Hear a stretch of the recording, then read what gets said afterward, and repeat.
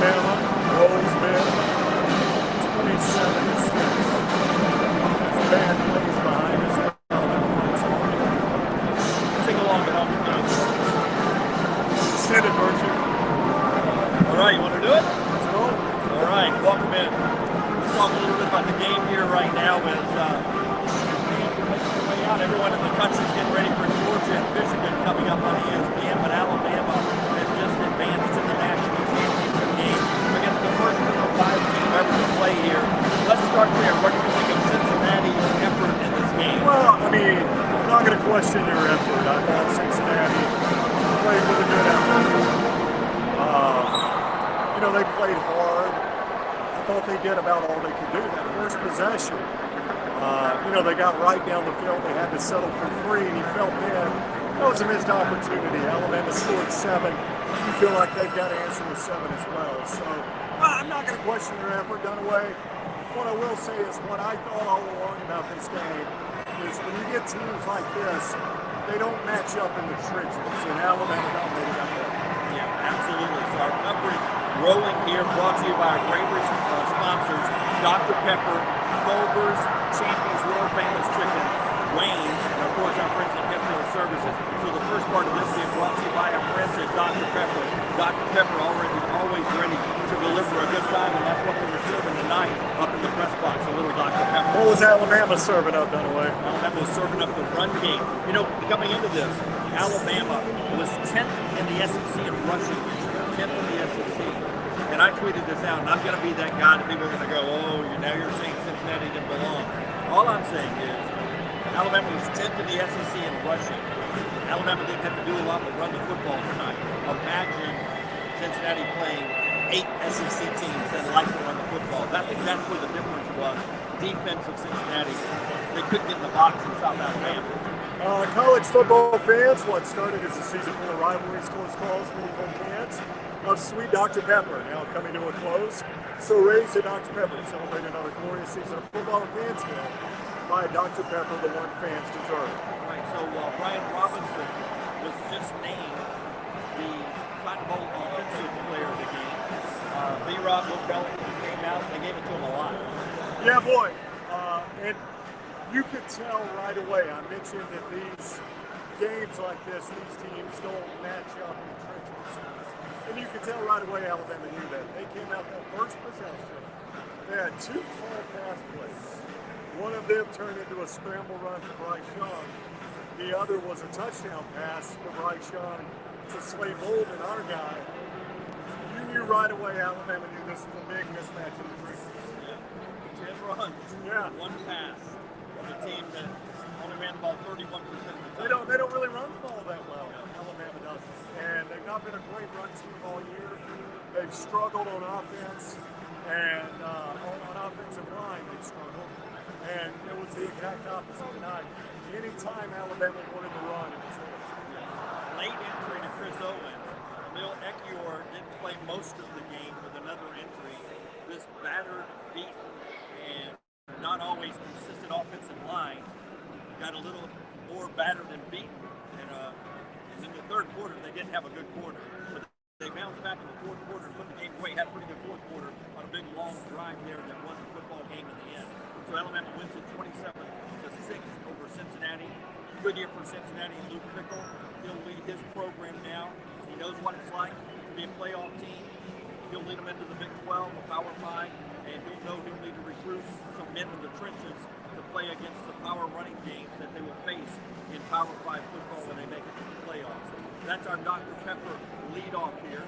More of the show being brought to you by our friends at Hemphill Services. Thank you to Hemphill, who jumped in on our show now, bringing you all of our coverage this week from here in Dallas, Texas. Yeah, when something's not running right, flowing right, draining right, or flushing right, disaster can strike at any moment. And when that happens, we trust Adam, Chad, and the team at Hemphill. They're the ones we trust to fix it and fix it right the first time. Hemphill Services does it right and at a fair price. The name Birmingham's trusted since 1954. Hemphill Services. Call now 205-229-2090. 205-229-2090. Let's talk briefly before we get to some of your comments. You keep filling those up over there, and Brownie will knock them out for us because his eyesight is still better than my eyesight. But in this Hemphill section. Let's go to the defense.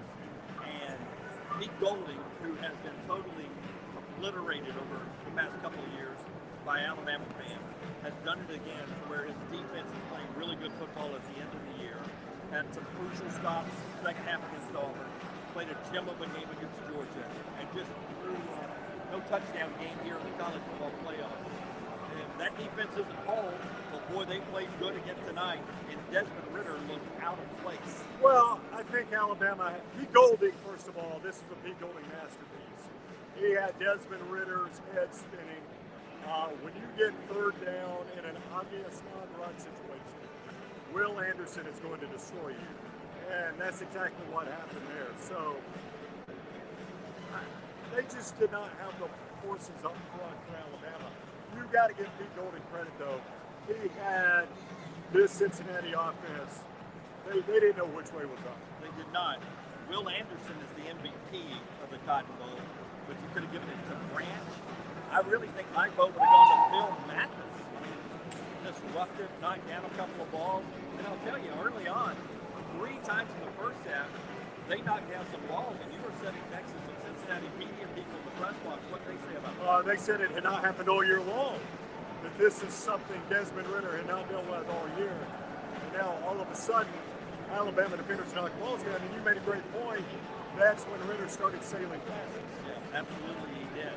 So that's the offense, that's the defense. Let's work some of your comments here into that. That part of the show brought to you by our friends at Hemphill.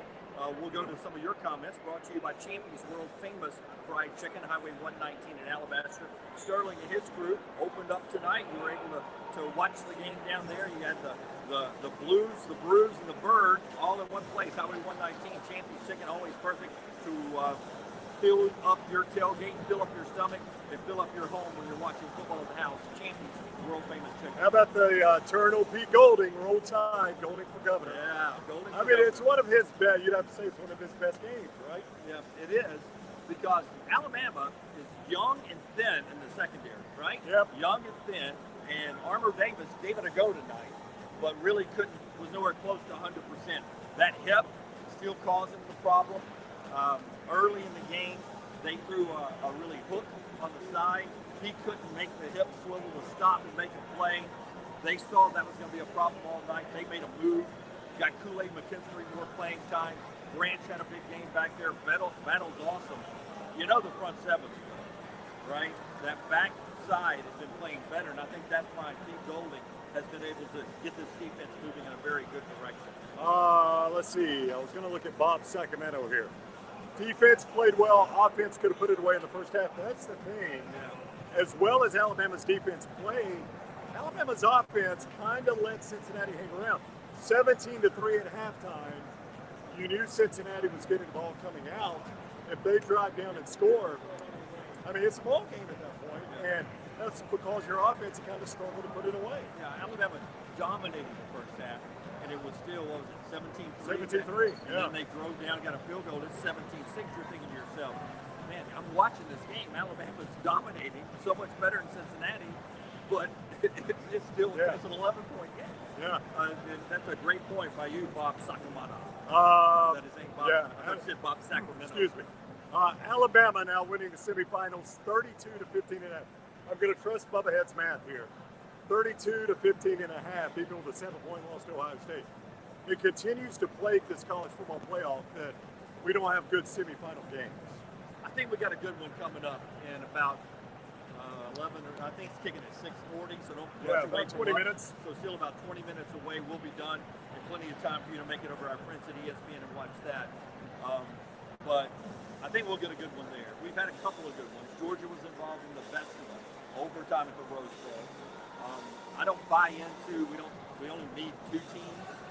You know, we don't need a 4-team playoff. There's only 2 good teams. Though I think you can make an argument that because you have blowouts in the semifinals, we probably do only need 2. But do we always have the right one? Because remember, Ohio State blew out Alabama, and Ohio State was a 4. Alabama beat Clemson, won a national championship, and they were a 4.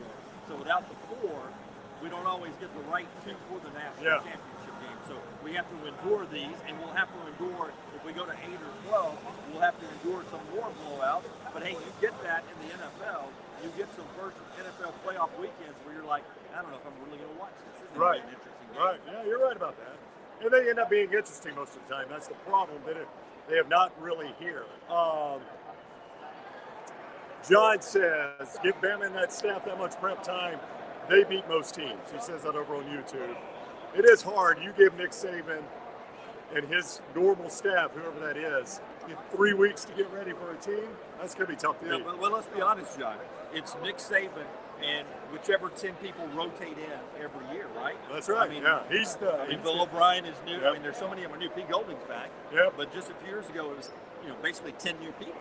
Right. So the consistent thing is what Saban and the culture has created there, and the work ethic of the kids. I mean, I was talking to Greg Byrne, as I know you do often up in the press box, and the Alabama AD was just praising Nick Saban and the staff on just the mindset of the team, and starting just with COVID protocols, and the mindset of the team on how they prepare for an event like this. And you can see other teams, how they don't handle it the same way.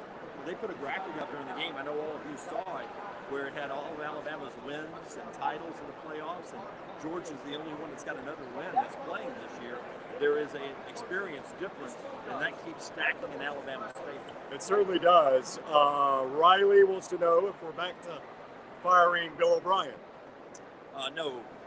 I mean, here's what happened tonight. You Yeah. tell me your opinion. Okay. I think my opinion was they came out tonight and they were like, let's don't do anything to give Cincinnati a chance to win this. They football game. knew they could run it at will. That's right. Yeah. That's right. And you saw that on fourth down and a yard and a half, a long, short two, long one. However, Eli wanted to call that one, and you ended up getting an easy first down there. They ran it when they wanted to run it tonight. So why do things that could risk you letting them back into the game? So I thought it was a conservative game plan. So I wouldn't worry about Bill O'Brien. That's our champion's chicken. Quick look with some of the comments from you guys. We'll go back to that in just a second. But first, more of our show being brought to you by the great folks at Culver's. Great locations. One's about to open up near my house on Highway 280. There's one on Highway 150 I go by and get all the time right before poker. That's right. Stadium Trace, 150 and 459. Tattersall Park, 280 and 119 is the one coming soon. Culver's, welcome to Delicious. I'm trying to think of something that I'm concerned about. Jamison Williams. Okay, let's start there. Okay. It's been extended time in the tent. He did, but He came back. But, I started to think, not only for the rest of this game, but I instantly thought about coming up in 10 days. I was like, that's going to be different not having Mitchie and Jamison Williams. So it'll be interesting to watch him on his shoulder. It'll be interesting to see where Ekiyor is. Against that defense, you want to have whatever your best offensive linemen are. You want to have them out there. And Ekiyor, missed most of this game. We'll see what his status is. Owen didn't finish the game, limped off. Those foot things have cost us Chris Allen and others this year from seeing them play all year long. So I think, those are two, whatever you think of Owens and Ekiyor, those are two guys to watch. And I did notice they went to the freshman J.C. Latham when Ekiyor went out. So that was a quick J.C. in there for that. Yeah, if you want to find a negative, you mentioned that. Alabama down John Mechie at times looked really regular at receiver. They looked extremely regular at receiver when Jamison Williams was in the tent. Yeah. He becomes, against Georgia or Michigan, Alabama's most critical player on offense because they're not going to be able to line up and run the ball that way against those two teams. They're going to have to throw the ball more. The good news is this is the best secondary they'll see. In the playoffs. In the playoffs. Alabama will not see a secondary better than this one. Yeah, that is good, and it's a great point. Give Cincinnati credit. Brian and Garner, they at times took Jamison Williams out of this. Yeah, but that becomes the problem, right? It does. That other Yeah. guy. Yeah, but that was their biggest impact in the game, was the ability to take Jamison Williams out. It opened up Slade Bolden. It opened up Ja'Cory Brooks a little bit. He had the touchdown catch. It opened up Billingsley. They went to him once and were going to go to him again. It opened up Latu a couple times. Jamison Williams had to draw coverage. But Alabama had a great game plan. They didn't really test those guys that much and didn't allow them to make the plays. The one interception was Young throwing off his back foot over the middle and a safety interception. Yeah, with pressure right. Yeah, pressure in his face. That's why he was on his back foot. Yeah, and at his height, Even That's when tough. when he gets to the NFL, pressure in your face. That's right. Gets the best quarterbacks, Yeah. especially if you're his size. Culver's bringing us this part of the show here. Is there a concern about Will Reichert in kicking? Not really his kicking, but the holding. The holding has become an issue. Tyson got benched during the Iron Bowl because of it. You go to Burnup had him kicking the laces on the one he missed, but they were able to come back far less pressure. When you're up 24-6, execute the one to make it 27-6. So there's no really issue with Reichert. Obviously, I do think there's a legitimate concern at holder though. You got to clean that up. Those are the little things that can cost you in a national championship game because you're playing the presumably second best team in the nation. All right, so that brought to you by Culver's there. Let's get some more reaction from you, the fans, as we broadcast here right after Alabama and Cincinnati do battle in the semifinals ahead of the ESPN's coverage of what is coming up with Georgia and Michigan down in Miami. And don't forget, we're back live in Birmingham on Monday at 9 a.m. Central Time, back in studio. But next Saturday, Sunday, Monday, and Tuesday, we'll be in Indianapolis as the next round hits the road to go to the national championship game. Again, this part of the show being brought to you now by our friends at Wayne's. Wayne's Pest Service, an exclusive provider for all of us here in the next round, both for residential and commercial pest needs, and now the innovators of Smart Pest. That's right. The Smart Pest solution combines the effectiveness of traditional pest control services with 24/7 rodent monitoring. Smart Pest monitors and proactively communicates to prevent an infestation. Smart Pest is the most intelligent, eco-friendly pest control solution available today. Call 866-WAYNES1, mention the offer code TNR to receive $60 off your initial Smart Pest service. As Brett points out, we got a little Dynasty talk here if you're ready. Okay, I like Dynasty. Brett points out, one more win. Saban has 8 of the last 19. That would be pretty remarkable if that was the case. But nobody's going to tell me that 7 of the last 18 is not Yeah, you're right. Even if it's 7 of 19. It was remarkable. There was another, here you go. Dennis says, back-to-back in the championship, 6 out of the last 7. Which year was the Dynasty over exactly? A lot of people have declared it over, and it just continues to roll. Well, I mean, it was over. Well, Auburn passed Alabama in 2010. The kick 6. We all saw that. Yeah. I'm sorry. And then it ended. The Dynasty ended on the kick 6. Yeah. And then Ohio State Dynasty began in 2014. All this is sarcasm, by the way. Yeah, because Alabama's is still going. Yeah.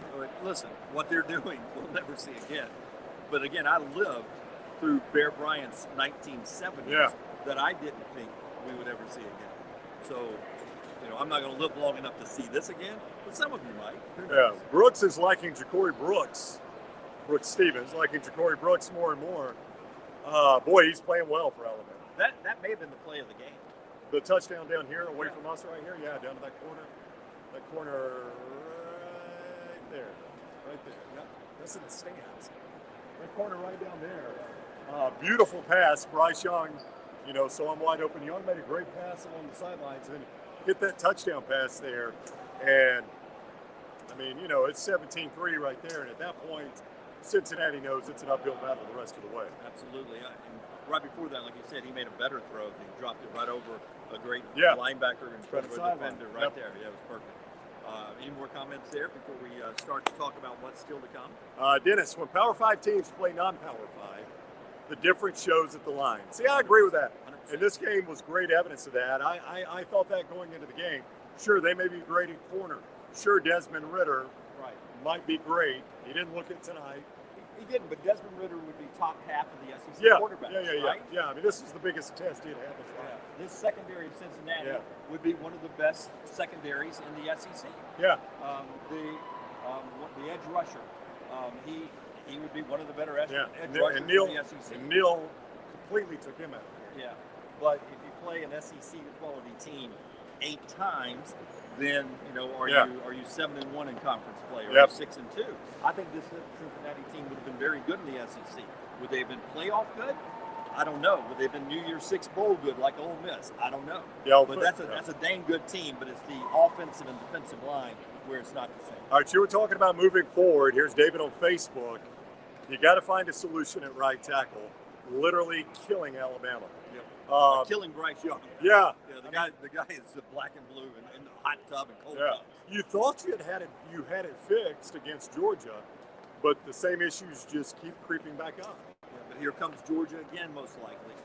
And if not, it's going to be a Michigan team with Good edge rusher. with maybe a better pass rush. Yeah. Right? Yeah. Especially Off the edges. especially Yeah. off the right tackle, Yeah. right?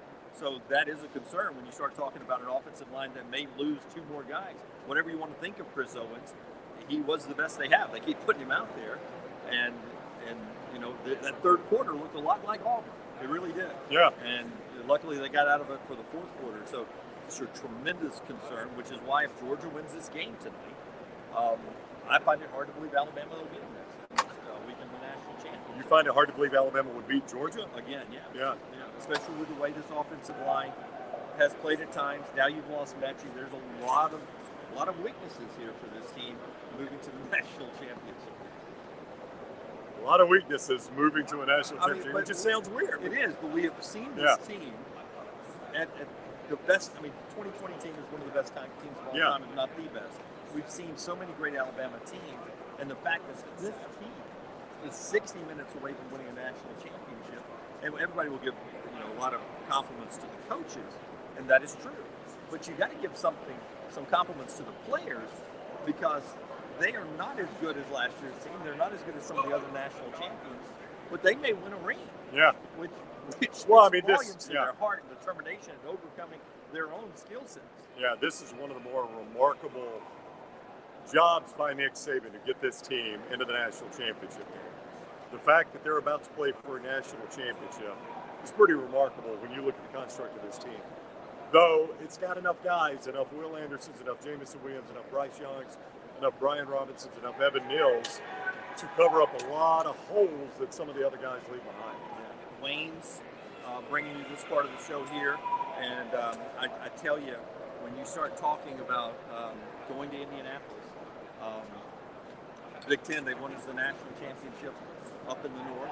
Yeah. We're playing it in a Big Ten footprint now, and it could be 2 SEC teams playing for the national championship. That won't sit well in the Big Ten. You don't think so? No. Wayne's has been proudly serving the heart of the SEC since 1973, serving more than 100,000 customers, quality, pro certified. Only 5% of pest control companies are called certified. For more information to do what we do and trust Wayne's with all your pest and termite care, with all your yard care, 866 Wayne's 1, 866 Wayne's 1. Right. So Champy's Chicken, Wayne's, Culver's, Dr. Pepper, and our friends at Hemphill Services. They brought our coverage all week here from Dallas. So as we wind down, what are your thoughts? What do you think? Well, I think you're going to get Alabama, Georgia Part 2. This Alabama defense is playing, in spite of the yardage Georgia put up. You got to remember, Alabama still had 2 interceptions in that game and a pick 6 by Jordan Battle. They played very well against Auburn. This Alabama defense is playing with a lot of confidence right now, and I think they'll give Stetson Bennett and that Georgia offense trouble again. I think this could be your national championship team here. Okay, Georgia and Michigan's about to get going, so we're going to get out of your way here and let you get over there and get to the kick of the other semifinal game. It's been a fun week here in Dallas. We cannot thank you guys enough for your input. We'll be back in studio coming up at 9 o'clock on Monday morning and have shows all week long. Lance is almost 100%. This guy's going to go sit out in the snow and the cold, so we'll try to drag him in on Monday. If he just sits there and handles social media for us on Monday, he'll come and hang out with us, and we'll all celebrate National Championship Week and then go to Indianapolis. But thank you to our sponsors. You guys are the best. Go support them. We saw you tweeting like Champy's Chicken. You went there and got food today. Thank you for doing that. Culver's, you went by there and got some burgers before the game. Thank you. Hemphill, you always call Hemphill. You're always working with our friends at Wayne's. And of course, the great folks at Dr. Pepper, who really, they're all over this building here. Dr. Pepper loves college football as much as you guys do. So thank you, sponsors, and thank you, Next Round family, for what has been an amazing trip to Dallas for Alabama. They're on their way to the championship. Happy New Year. Happy New Year. Thank you guys for making 2021 awesome for us. Yep. Man, let's do it. Don't make me a tear. Come on, Jimmy. It is. We're going to see the ball drop tonight. I don't know. I don't know what you have planned. All right. That's going to do it. Thanks for joining us from Dallas. Enjoy your night. Enjoy Georgia, Michigan. Happy New Year, everybody. All right. Happy New Year.